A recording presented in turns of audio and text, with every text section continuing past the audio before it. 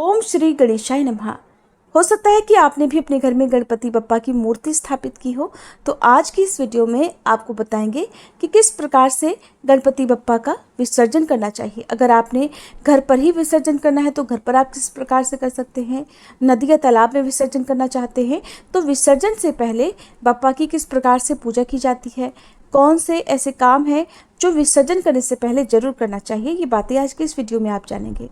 भाद्र शुक्ल चतुर्थी के दिन गणपति बप्पा की मूर्ति घर में लाकर स्थापित की जाती है और अनंत चतुर्दशी के दिन उनका विसर्जन कर दिया जाता है।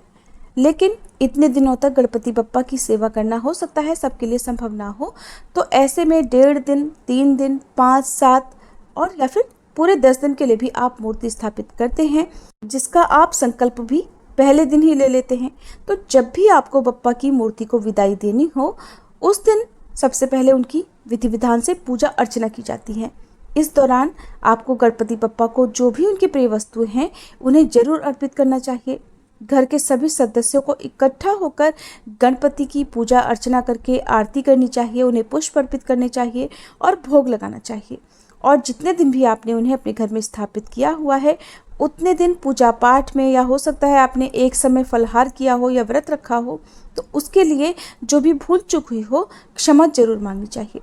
आजकल लोग प्रकृति के प्रति जागरूक होने लगे हैं। ऐसे में इको फ्रेंडली गणपति को अपने घर पर लाते हैं और उनका घर पर ही विसर्जन कर देते हैं। आपको ये पता होना चाहिए कि गणेश विसर्जन हमें ये सिखाता है कि मिट्टी से जन्मे शरीर को मिट्टी में ही मिलना है। गणेश जी की प्रतिमा मिट्टी से बनती है और पूजा करने के बाद वो मिट्टी में ही मिल जाती है। गणेश जी को मूर्त रूप में आने के लिए मिट्टी का सहारा लेना पड़ता है और मिट्टी प्रकृति की देन है। विसर्जन हमेशा पानी में ही करना चाहिए, जिसके लिए आपको विसर्जन वाले दिन सुबह जल्दी उठकर स्नान आदि से निवृत्त होकर गणपति बप्पा की पूजा करनी है। अगर आप जितने दिन तक बप्पा आपके घर में रहे हैं उतने दिन उनका कोई प्रिय भोग लगाना भूल गए हैं, किसी प्रकार नहीं लगा पाए हैं, तो आज भी आप उन्हें उनका प्रिय भोग अर्पित कर सकते हैं। आप धूप दीप जलाकर उनकी विधिवत पूजा करें, आरती करें, भोग लगाएं। भोग लगाने के बाद आपको एक साफ चौकी या पटरा लेना है, जिस पर आपको गंगा जल छिड़ककर पवित्र करना है। उस पर स्वास्तिक का चिन्ह बनाना है। थोड़े से अक्षत स्वास्तिक के चिन्ह के ऊपर रखिए। फिर आप उसके ऊपर एक साफ वस्त्र बिछा दीजिए। लाल या पीला वस्त्र आपको बिछाना है। जिस तरह से आप चौकी की स्थापना करते इसमें वस्त्र बिछाते हैं, उसी प्रकार से आपको करना है। ध्यान रखें कि बप्पा की मूर्ति एकदम से नहीं हटाई जाती है। बप्पा की मूर्ति हटाने से पहले आप उन्हें सिंदूर का तिलक जरूर लगाएं, अबीर गुलाल लगाएं और परिवार के सभी सदस्यों को बप्पा को लगाए गए सिंदूर को भी अपने माथे पर लगाना चाहिए। यदि आपकी कोई खास मनोकामना है तो उसकी पूर्ति के लिए आप बप्पा के कानों में प्रार्थना कर सकते हैं। बप्पा से कोई भूल चूक हुई हो उसके लिए क्षमा याचना आपको जरूर करनी चाहिए। अब आपको बप्पा की मूर्ति को पहले थोड़ा सा हिलाना है और हिलाने के बाद दूसरी बार में ही आपको बप्पा की मूर्ति को श्रद्धा के साथ, पूरे आदर सम्मान के साथ जो चौकी आपने लगाई हुई है उस पर आपको रख देना है। ध्यान रखें कि पूर्व दिशा की ओर मुंह करते हुए ही आपको ये काम करना है। जब आपने चौकी पर अलग से बप्पा की मूर्ति को रख दिया है तो अब बारी है जो भी पूजन सामग्री आपने इतने दिनों तक प्रयोग की है उनके विसर्जन की। गणपति बप्पा की पूजा में कुछ ऐसी सामग्री होती है जिनका विसर्जन जरूर करना चाहिए। कुछ ऐसी सामग्री भी होती है जिनका प्रयोग हम घर में ही कर सकते हैं। अपने घर की तिजोरी में कुछ सामग्री रख सकते हैं, जैसे कि सुपारी आप अपने घर की तिजोरी में रख सकते हैं। उससे पहले आप इन सुपारियों को साफ जल से धो लें और उसके बाद किसी लाल कपड़े में बांधकर अपने घर की तिजोरी में, जहाँ पर भी आप रुपए पैसे रखते हैं वहाँ आप रख सकते हैं। जो भी फूल, पान, दूर्वा, इलायची आपने भगवान को भोग लगाया था, पुष्प आदि हैं, जो कुछ भी माला वगैरह हैं, आप उनका विसर्जन बप्पा की मूर्ति के साथ ही करें। मूर्ति का विसर्जन आप चाहें अपने घर में ही एक बड़ी सी साफ सुथरी बाल्टी लेकर, कोई भी कंटेनर लेकर, चौड़ा बर्तन लेकर जिसमें पानी भरकर आप उसमें कर सकते हैं। आसपास नदी तालाब की सुविधा है, आपके पास इको फ्रेंडली गणेशा है, तो आप वहाँ पर जाकर भी विसर्जन कर सकते हैं। बस ध्यान ये रखना है कि नदियाँ तालाब दूषित ना हो, प्रकृति को किसी प्रकार का कोई नुकसान ना हो, क्योंकि कई बार हम विसर्जन की प्रक्रिया में अपने प्रकृति को बचाना भूल जाते हैं, जिसका बहुत भारी दोष भी हमें लगता है। इसलिए कोई गलती ऐसी ना करें। अक्षत वगैरह जो भी हैं उनका विसर्जन कर दिया जाता है। बहुत सारे अक्षत हैं, छत पर चिड़ियों के लिए आप डाल सकते हैं। जो भी दूर्वा आदि है आप उनका विसर्जन पानी में करते हैं, उससे प्रकृति को, पर्यावरण को किसी प्रकार का कोई नुकसान नहीं होगा। पुष्प भी आप पानी में विसर्जित कर सकते हैं। तो सबसे पहले आप जानिए कि करना क्या है। गणपति बप्पा की मूर्ति आपने चौकी पर रखी।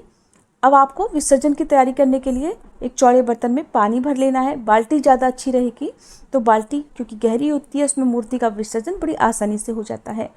अब बाल्टी में आप जल भरें, माँ गंगा का आवाहन करें, उसमें थोड़ा सा दूध आप मिला लें, कच्चा दूध मिला लें। अब बप्पा की मूर्ति को आप श्रद्धा के साथ उठाएं। परिवार का कोई पुरुष सदस्य अगर बप्पा का विसर्जन करे तो ज़्यादा अच्छा है, नहीं तो महिलाएं भी बाकी स्थितियों में विसर्जन कर सकती हैं। हालांकि चाहे परिवार का सदस्य छोटा हो या बड़ा हो, उन्हें ही विसर्जन करना चाहिए। बप्पा की मूर्ति को डायरेक्ट पानी में नहीं डाला जाता है, ऐसे ही विसर्जन नहीं किया जाता है। उन्हें पहले 3 बार डुबकी लगाई जाती है। एक बार आपने मूर्ति को पानी के अंदर डाला, फिर बाहर निकाला, ऐसा आपको 3 बार करना है। और चौथी बार में आपको मूर्ति को पानी के अंदर छोड़ देना है, यानी कि पानी के अंदर डाल देना है। उसके बाद जो भी पुष्प हैं, अगर आप घर पर विसर्जन कर रहे हैं तो जो पुष्प हैं या जो भी अक्षत आदि हैं, उनका भी विसर्जन आपको पानी में करना चाहिए। थोड़े से अक्षत तो आप पानी में जरूर डालें, बाकियों को आप छत पर चिड़ियों के लिए डाल सकते हैं। जो पुष्प आदि हैं, पान, दूर्वा आदि हैं, उन्हें आप अपने घर की क्यारियों में, गमलों में भी डाल सकते हैं। और आपको ध्यान रखना है कि कई बार लोग विसर्जन की जो भी सामग्री है उसे किसी पेड़ आदि के नीचे डाल देते हैं, लेकिन आपको ध्यान रखना है कि ये कहीं भी ऐसी जगह पर ना आप विसर्जित करें जहाँ पर इनके अपमानित होने का डर हो। कई बार लोग डाल तो देते हैं पेड़ आदि के नीचे विसर्जन की सामग्री, लेकिन फिर वो पैरों के तले आ जाती हैं। अगर आप भी ऐसा करते हैं तो उसका दोष लगता है। बेहतर होगा कि आप अपने घर के किसी पौधे में मिट्टी के नीचे इन सामग्रियों को दबा दें और उसके बाद ये खुद ही मिट्टी में मिल जाएंगी, तो इससे आपको दोष भी नहीं लगेगा। जब आप बप्पा को विदाई दे रहे होते हैं तो उनसे अगली बार फिर से जल्दी आने की प्रार्थना करें। बप्पा से प्रार्थना करें कि हे बप्पा, हमारे पूरे परिवार पर अपनी कृपा बनाए रखिएगा, हम सब की हर विघ्नों से रक्षा कीजिएगा। और विसर्जन के बाद भी आपको हाथ जोड़कर बप्पा से प्रार्थना करनी चाहिए, क्षमा याचना करनी चाहिए कि हे बप्पा, यदि विसर्जन में हमसे कोई भी भूल चूक हुई हो तो उसके लिए हमें क्षमा कीजिएगा। अगर आप गणपति बप्पा का विसर्जन घर से बाहर किसी नदी या तालाब में करने जा रहे हैं तो आप ध्यान रखें, जब बप्पा का आप विसर्जन कर रहे होते हैं और आप वापस लौट रहे होते हैं तो उनकी पीठ के दर्शन नहीं करने चाहिए। हमेशा अपने मुख के सामने की ओर बप्पा का मुंह करके आपको उनका विसर्जन करना चाहिए। और दूसरी बात, कभी भी बप्पा को पीठ दिखाकर वापस नहीं आना चाहिए। या तो आप मूर्ति के पूरी तरह विसर्जित होने का इंतज़ार करें, नहीं तो आपको कुछ कदम सामने की तरफ मुंह करके ही चलना चाहिए, पीठ पीछे नहीं करनी चाहिए, जो कि बहुत अशुभ माना जाता है। जिस तरह आपने धूमधाम से बप्पा की स्थापना की थी, जिस प्रकार उन्हें आप धूमधाम से अपने घर पर लाए थे, आपने अपने आसपास के लोगों को, अपने सगे संबंधियों को आमंत्रित किया था, कोशिश करें कि विसर्जन के दिन भी उतनी ही धूमधाम से बप्पा को आप विदाई दें। जब गणपति बप्पा की मूर्ति जल में पूरी तरह से घुल जाती है, डिज़ोल्व हो जाती है, तब उस जल को आपको अपने घर में ही किसी गमले में, क्यारी आदि में डाल देना चाहिए, विसर्जित कर देना चाहिए। भूल से भी गणपति बप्पा को अर्पित किया गया जल, चाहे वो विसर्जन वाला जल हो या फिर उन्हें चढ़ाया गया जल हो, कलश हो, उसका विसर्जन कभी भी तुलसी जी के पौधे में ना करें, क्योंकि भगवान गणेश की पूजा में ना तो तुलसी जी अर्पित की जाती है, ना ही उनकी पूजन सामग्री को तुलसी जी में अर्पित किया जाता है। अगर आपने कलश की भी स्थापना की है तो कलश के ऊपर का नारियल आप हटा लें, उसे प्रसाद रूप में वैसे तो परिवार के सदस्यों में बांटकर खाया जाता है, लेकिन अधिकतर जगह पर नारियल का विसर्जन कर दिया जाता है। तो अपने आसपास के मंदिर में आप इस नारियल को अर्पित कर सकते हैं, गणपति बप्पा के चरणों में रख सकते हैं, या आप नदी तालाब में नारियल का विसर्जन कर सकते हैं। और तीसरा ऑप्शन है कि परिवार के सदस्यों में इसे प्रसाद रूप में ग्रहण किया जा सकता है। कलश के अंदर डाली गई जो भी सामग्री है, जैसे कि सिक्का, सुपारी, हल्दी की गांठ, तो सिक्के को आप अपने घर की तिजोरी में रख लें, सुपारी का और हल्दी की गांठ का भी आप विसर्जन कर दें। विसर्जन आप अपने घर की क्यारी में, गमले में कर सकते हैं, और यदि आप बाहर जाकर नदी तालाब में विसर्जन कर रहे हैं तो सामग्रियों का विसर्जन आप नदी तालाब में कर सकते हैं। जो भी चौकी या पाटा आपने प्रयोग किया हुआ है उसे आप अगली पूजा में फिर से प्रयोग कर सकते हैं। वस्त्र को भी आप धोकर फिर से अगली पूजा में प्रयोग कर सकते हैं।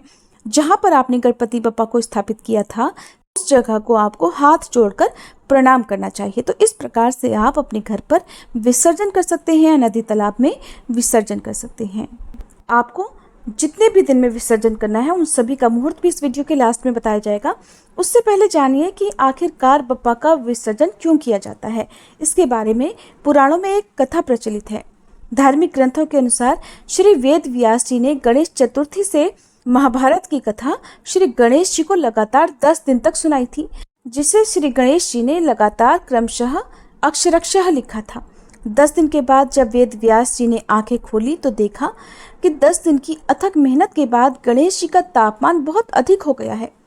तुरंत वेद व्यास जी ने गणेश जी को निकट के सरोवर में ले जाकर डुबकी लगाकर ठंडा किया। इसीलिए गणेश स्थापना करके चतुर्दशी तिथि को उनको शीतल जल से स्नान कराया जाता है, उन्हें शीतल करा जाता है।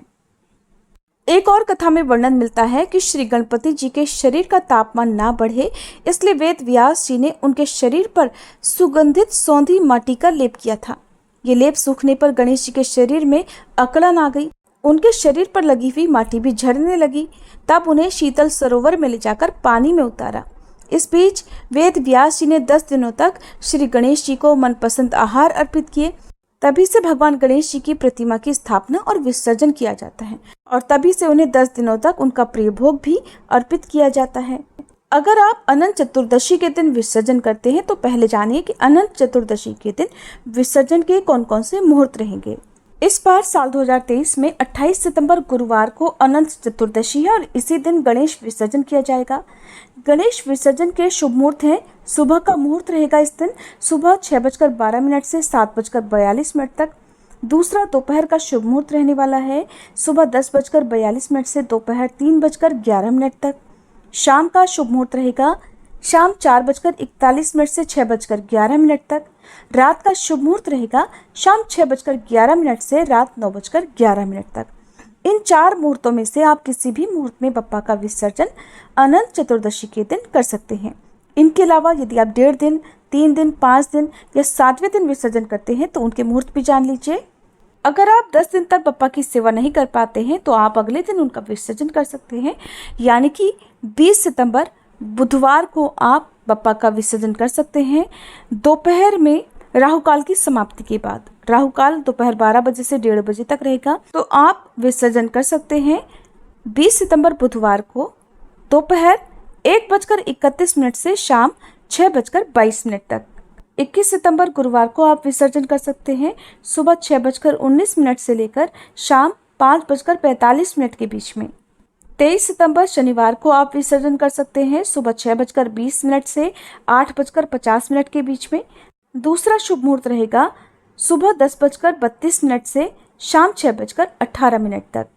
25 सितंबर सोमवार को विसर्जन का शुभ मुहूर्त रहेगा सुबह 6:21 से सुबह 7:25 तक और दोपहर का शुभ मुहूर्त रहेगा सुबह 9:35 से दोपहर 3:23 तक। ये थी आज की वीडियो। उम्मीद है जानकारी आपको पसंद आई होगी। वीडियो अच्छी लगी हो तो हमारे चैनल पर अनंत चतुर्दशी की कथा भी आप जरूर सुनिएगा। अनंत चतुर्दशी की पूजा कैसे की जाती है इस बारे में भी हमारे चैनल पर वीडियो अपलोडेड है, आप उस वीडियो को भी जरूर देख लीजिएगा। हमारे चैनल पर हर दिन सुबह के समय पौराणिक कथाएं भी सुनाई जाती हैं। अगर आपको कथाएं सुनना पसंद हो तो आप अपना प्यार भी इन कथाओं को दीजिएगा।